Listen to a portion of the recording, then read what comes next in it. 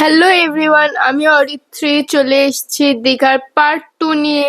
আর এর আগের পার্টে আমি তোমাদের দেখিয়েছিলাম আমি দীঘা কি করে পৌঁছেছিলাম, কোথায় ছিলাম, আর ডে 1 এর পুরো রুটিনটা।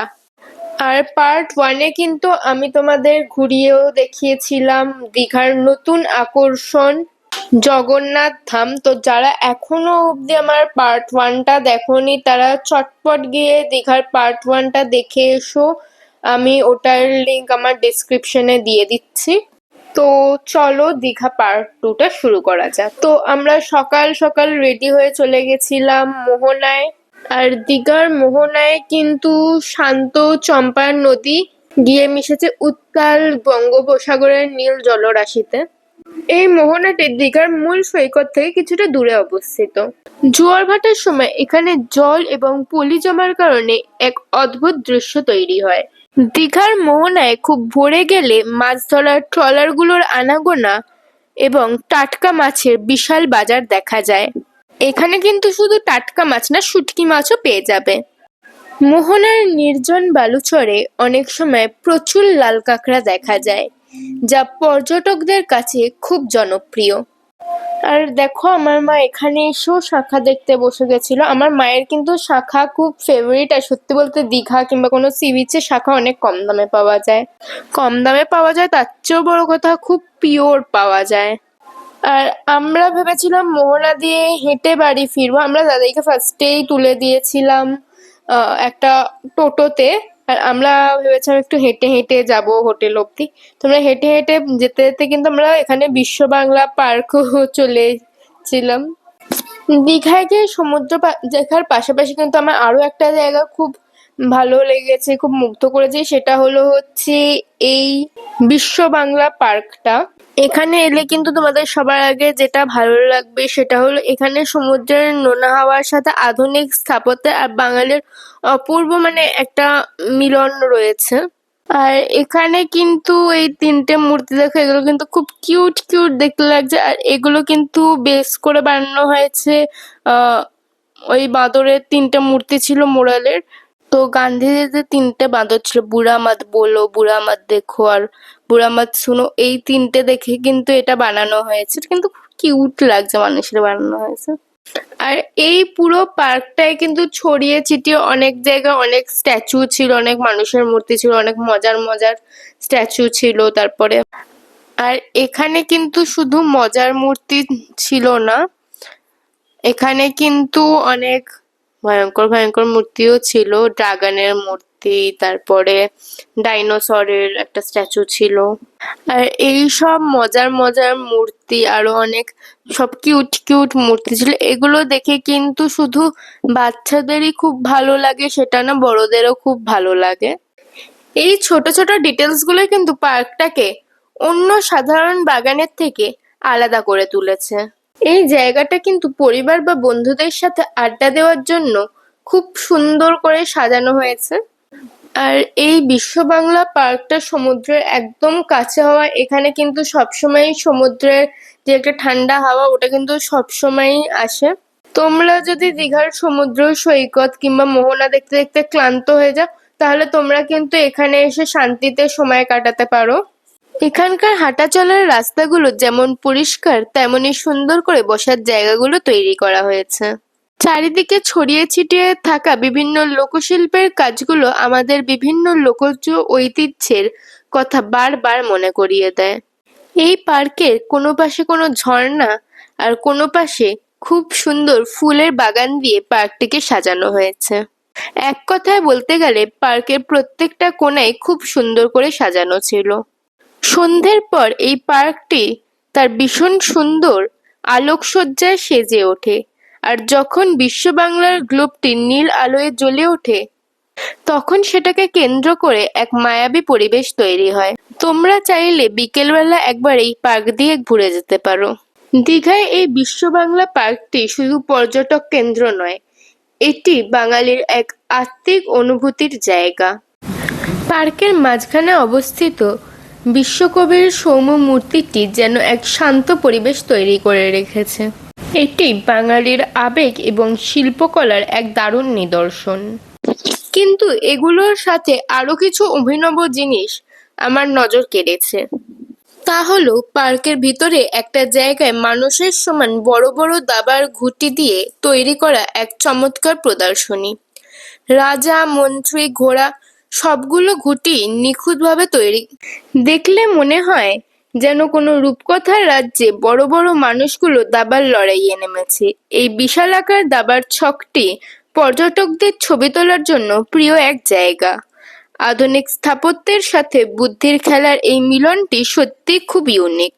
বিশেষ করে সহজ পাঠের পাতাগুলো যেভাবে ওখানে ফুটিয়ে তোলা হয়েছে তা সত্যি অসাধারণ। এই পার্কটি শুধু সাজানো বাগান নয়, বরং এটি আমাদের বাঙালি সংস্কৃতির আর ঐতিহ্যের একটি জীবন্ত দলিল। পার্কের দেওয়ালে দেওয়ালে যখন রবীন্দ্রনাথ ঠাকুরের সহজপাঠ বইয়ের পাতাগুলো ছবির মতো ফুটে থাকতে দেখলাম, তখন মুহূর্তের মধ্যে ছোটবেলায় ফিরে গিয়েছিলাম। আমাদের সবার শৈশব যে বইটা দিয়ে শুরু হয় অ আ হ্রস্বই দীর্ঘইর, সেই পরিচিত ছবিগুলো। এই দৃশ্যকল্পগুলো যেভাবে কারুকার্যে ফুটিয়ে তোলা হয়েছে তা মুগ্ধ করার মতো। সমুদ্রের একদম কাছে হওয়ায় ঠান্ডা হাওয়া আর সুন্দর করে সাজানো ফুলের বাগান মনে প্রশান্তি দেয়। বন্ধুদের সাথে আড্ডা দিতে দিতে এই অসাধারণ স্ট্যাচুগুলো ঘুরে দেখা এক দারুণ অভিজ্ঞতা। তোমরা এই পার্কটা ছেড়ে হেঁটে হেঁটে খানিকটা এগোলেই এই ক্যাকটাসের বনটা দেখতে পাবে। দেখো এখানে কত ক্যাকটাস রয়েছে, মানে ক্যাকটাসের গাছ রয়েছে। আর এখানে ক্যাকটাসের গাছগুলো কিন্তু অনেকটা জায়গা জুড়ে ছড়িয়ে ছিল। আর দেখো আমরা এরকম একটা জায়গা খুঁজে পেয়েছিলাম, ওখানে একটু উঁচু করে কয়েকটা বেঞ্চ রাখা ছিল, ওখান দিয়ে কিন্তু উপর দিয়ে ভিউটা খুব অসাধারণ লাগছিল।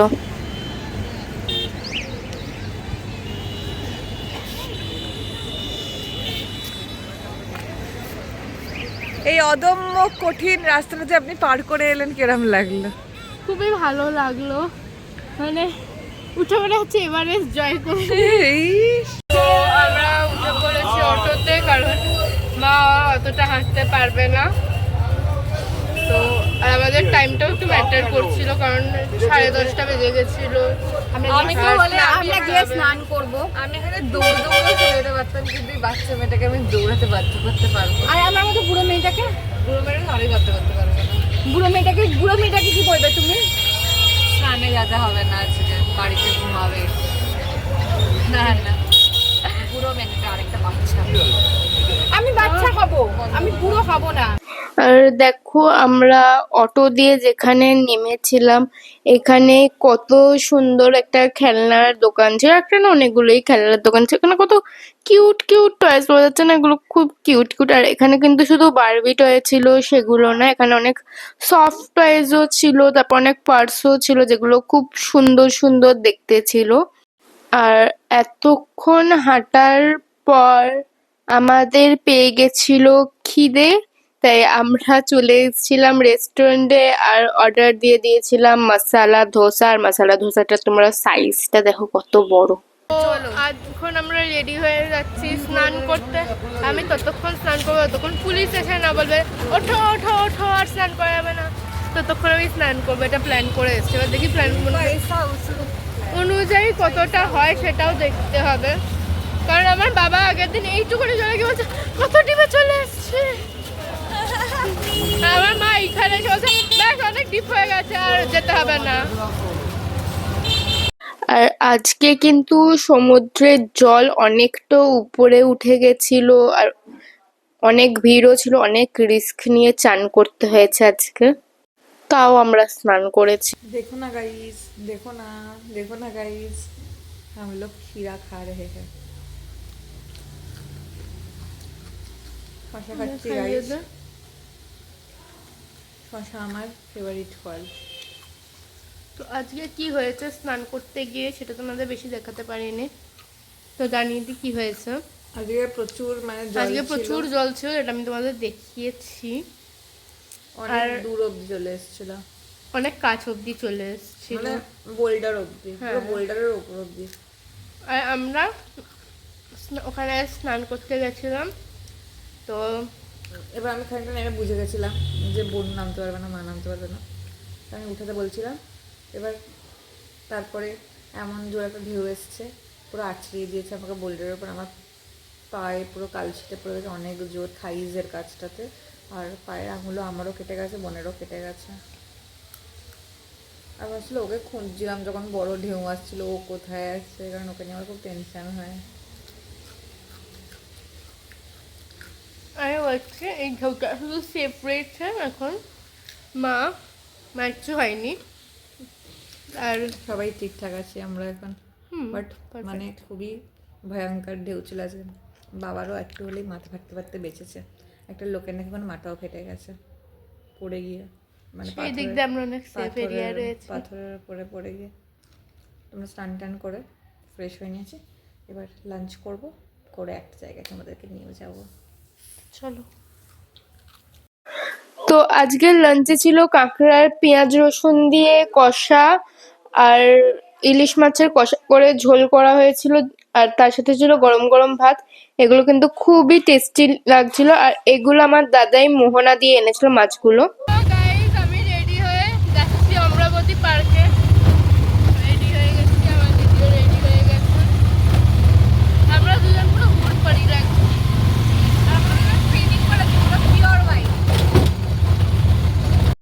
তো দেখো আমরা কিন্তু অলরেডি পৌঁছে গেছি অমরাবতী পার্কে, আর এখানে এন্ট্রি টিকিট কাটতে হয়, তো আমরা এন্ট্রি টিকিট কেটে নিয়েছি, আর এবার ঢুকে যাবো অমরাবতী পার্কের ভিতরে। তো এখানে কত টাকা করে টিকিট সব কিন্তু আমি তোমাদের ডিটেলসে জানাবো, তো ভিডিওটা দেখো। আমরা অমরাবতী পার্কে কিন্তু অলরেডি ঢুকে গেছি। এখানে অনেক ধরনের অ্যাক্টিভিটিস রয়েছে, আর এখানে পার পার্সন টিকিট কাটতে হয়েছে 20 টাকা করে। পার্কটা এমনিতেই খুব সাজানো, চারদিকটা রং বেরঙের ফুল আর শান্তির পরিবেশ, কিন্তু পার্কে ঢুকতেই উপর দিকে তাকালাম, আমার চোখ সবচেয়ে আগে যেটার দিকে গেল সেটা হলো সেই রং বেরঙের কেবিনগুলো। আর এই রোপওয়েটা দেখে কিন্তু আমার চড়তে অনেক ইচ্ছে করছিল। আমি ফার্স্ট টাইম মানে রোপওয়েতে চড়বো, ভাবছিলাম উপর দিয়ে কে জানে সিনারিটা কেমন দেখাবে, আর আমি খুব এক্সাইটেড ছিলাম। তো আমি ফার্স্টে দেখেই বলেছি আমি রোপওয়েতে চড়বো। আমি আর আমার বাবা হাই করে দাও, যেতে চলেছি রোপওয়েতে। তো চলো টিকিট কেটে নি, তো চলো কেটে নিয়েছি টিকিট। টিকিটটাকে দেখা মনে হচ্ছে পুরো শপিং এর বিল। তো চলো রোপওয়েতে চড়ি, খুব এক্সাইটেড। আমি যখন আস্তে আস্তে উপর দিকে যাচ্ছি, আমার উপর দিয়ে নিচের ভিউটা আমি তোমাদের কি করে এক্সপ্লেন করবো, মানে কি করে এক্সপ্লেন করবো তোমাদের বোঝাতেই পারছি না আমি ঠিক। উপর দিয়ে যেন পুরো অমরাবতী পার্কটাকে একটা পুরো ছবির মতো লাগছিল। অমরাবতী পার্কের চারপাশে সবুজ বাগান, রং বেরঙের ফুল, গাছপালা দেখে যেন একটা পুরো ছোট মিনি ডল হাউস মনে হচ্ছিল। আর দেখো আমার বাবাও কিরকম মানে বাইরের দিকে তাকিয়ে তাকিয়ে দেখছে। উপর থেকে নিচে তাকাতেই দেখলাম রাস্তাগুলো কত সরু লাগছে, আর নিচে ঘুরে বেড়ানো মানুষগুলোকেও অনেক ছোট ছোট দেখাচ্ছে। মনে হচ্ছিল কোনো এক খেলনার শহরের উপর দিয়ে ভেসে চলেছি। এত উপর দিয়ে নিচটাকে উপলব্ধি করার অনুভূতিটা সত্যি বলতে দারুণ ছিল। তো যখন রোপওয়েটা অনেক উপরে উঠে গেছিল, আর মানে নিচে অমরাবতী পার্কের যে লেকটা রয়েছে ওইটা দেখা যাচ্ছে, ওইটা খুবই সুন্দর দেখতে লাগছিল লেকটা উপর দিয়ে। লেকটা এত সুন্দর লাগছে, উপর দিয়ে পুরো আয়নার মতো মনে হচ্ছিল লেকটাকে দেখে। আর আলোটা এত মানে সূর্যের যে আলোটা লেকের উপর এত সুন্দরভাবে পড়ছিল যে লেকটা পুরো এত চকচক করছিল, মনে হচ্ছিল লেকের উপর যেন কেউ গ্লিটার ছড়িয়ে রেখেছে। আর সবচেয়ে সুন্দর লাগছিল যখন লেকের মধ্যে বোটিং হচ্ছিল, আর একটু উপর দিয়ে না বোটগুলোকে এত ছোট ছোট লাগছিল, আর তারপরে মানুষগুলোকেও এত ছোট ছোট লাগছিল। হাই করে দাও।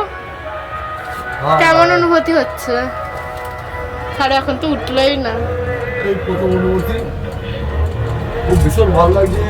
অনুভূতি পার্ককে দেখার জন্য একটুও কি ভয় লাগছে? একটুও কি ভয় লাগছে? সেরকম ভয় কিছু লাগে না, ফার্স্ট টাইম একটু হালকা হালকা ভয় লাগছিল। আচ্ছা। আর টোটাল সব মিলিয়ে উপরের ভিউটা সবকিছু, রাইডটা একটু ভয়ও লেগেছিল বাট খুবই ভালো লেগেছিল। অমরাবতী পার্কের সেই রঙিন বাগান হেঁটে হেঁটে দেখার অভিজ্ঞতাটা আমার খুব সুন্দর ছিল। রোপওয়ে থেকে নামার পর যখন আমি পার্কের ভিতরটা হেঁটে হেঁটে এক্সপ্লোর করতে শুরু করলাম, তখন মনে হলো যেন কোনো রূপকথার বাগানে ঢুকে পড়েছি। উপর থেকে যে সৌন্দর্য দেখেছিলাম, কাছ থেকে তা যেন আরো 1000 গুণ বেড়ে গেছিল। পার্কে প্রতিটি মোড়ে মোড়ে সাজানো ছিল অপূর্ব সব ফুলের বাগান। সেখানে এত রং বেরঙের ফুল ছিল যে এটার কোনো হিসেবই নেই। গাঁদা, ডালিয়া থেকে শুরু করে অনেক নাম না জানা ফুল ছিল, আর সানফ্লাওয়ারও ছিল অনেকগুলো। খুব সুন্দর দেখতে লাগছে সানফ্লাওয়ারের বাগানটা। সেখানে কিন্তু অসংখ্য নাম না জানা মৌসুমী ফুলের মানে কালেকশন ছিল। অনেকগুলো রঙের মানে ফুল ছিল, লাল, হলুদ, বেগুনি, গোলাপে, অনেকগুলো রঙের কালারফুল ফুল ছিল। আর এখানে কিন্তু একটু সিঁড়ি দিয়ে উঠে একটা গোল মতো জায়গা বানানো ছিল, ওখানেও চেয়ার রাখা ছিল। এখান দিয়েও কিন্তু উপরের ভিউটা পুরো গোল করে দেখা যাচ্ছিল, আর ভিউটা খুবই সুন্দর লাগছিল। অনেক গাছপালা ছিল, লেকটাও দেখা যাচ্ছিল। আর তোমরা আকাশটা দেখো, অলরেডি কিন্তু মানে সূর্যটা ডুবে এসছে, তো ওই যে মেঘে হালকা অরেঞ্জের আভাটা এসছে, তো এই ভিউটা কিন্তু খুবই সুন্দর লাগছিল। আর এখানে কিন্তু অনেকগুলো অ্যাক্টিভিটিস এর মধ্যে এই টয় ট্রেনের মতো মানে বাসের মতো দেখতে ট্রেনটাও ছিল। তো পার্কটার মাঝখানে এই লেকটা যে ছিল, তার উপর যে ব্রিজটা ছিল, ওইটাকে পার করেও তোমরা চাইলে যেতে পারো, কিংবা ওটাকে পার না করেও তোমরা চাইলে যেতে পারো রাস্তা ধরে। কিন্তু পার করে গেলে আরো সুন্দর লাগছে, মানে কাঠের ব্রিজ। ভয় লাগছিল হালকা হালকা, কিন্তু ভয় তেমনও লাগার কিন্তু কোনো বিষয় ছিল না। আমার কাঠের জিনিস একটু ভয় লাগে বলে ভয় লাগছিল। আর দেখো এখানে পাথর দিয়ে কি সুন্দর লাইটিং এর মতো করা হয়েছিল, উপর দিয়ে ঝর্ণা উঠছিল আর গাছও ছিল তার উপরে। দেখতে কিন্তু খুব সুন্দর লাগছিল। মানে অল টোটাল অমরাবতী পার্কটা খুবই সুন্দর মানে বানিয়েছিল, খুব গ্রিনারি ছিল। আর সত্যি কথা বলতে পার্কটাও প্রচন্ড গোছানো ছিল, প্লাস প্রচন্ড পরিষ্কার ছিল, যেটা মেন কথা। এই জিনিসটা আমার আরো ভালো লেগেছে যে প্রচন্ড পরিষ্কার ছিল। কোনো জায়গায় আমি দেখিনি যে কোনো প্যাকেট পড়ে রয়েছে কিংবা কিছু পড়ে রয়েছে। পার্কটা কিন্তু খুবই পরিষ্কার ছিল। এই পার্কটায় এসে এতগুলো রাইড আর এত সুন্দর বসার জায়গা, এত সুন্দর ভিউ দেখে মনে হচ্ছিল সবকটা রাইডই যেন করি, তারপরে এখানে বসে বসে টাইম স্পেন্ড করি, একটু লেকের ধারে বসে থাকি। বাড়ি যেতে ইচ্ছেই করছিল না, হোটেলে যেতে ইচ্ছে করছিল না, কিন্তু যেতে তো হবেই, কারণ পার্কটারও বন্ধ হওয়ার একটা টাইমিং আছে। আর তাছাড়াও আমাদের হোটেলে গিয়ে আরো প্ল্যানিং ছিল, তো তার জন্য যেতে তো হবেই। আমি একটা জিনিস তোমাদের অ্যাডভাইস দেবো যে তোমরা যারা যারা এই পার্ক মানে দীঘা ঘুরতে যাচ্ছ, তারা অবশ্যই এই পার্কটায় ঘুরতে যেও, আর একবার গিয়ে অন্তত দেখে এসো পার্কটা। তো আজকের জন্য এতটাই, দেখা হচ্ছে নেক্সট ভ্লগে। আর আমার এই ভ্লগটা যদি তোমাদের ভালো লেগে থাকে তাহলে লাইক, কমেন্ট আর তোমার ফ্রেন্ডদের অব্দি শেয়ার করে দাও। আর আমার পাশে থাকার জন্য চ্যানেলটাকে সাবস্ক্রাইব করে পাশে থাকা বেল আইকনটা প্রেস করে দিও। টাটা।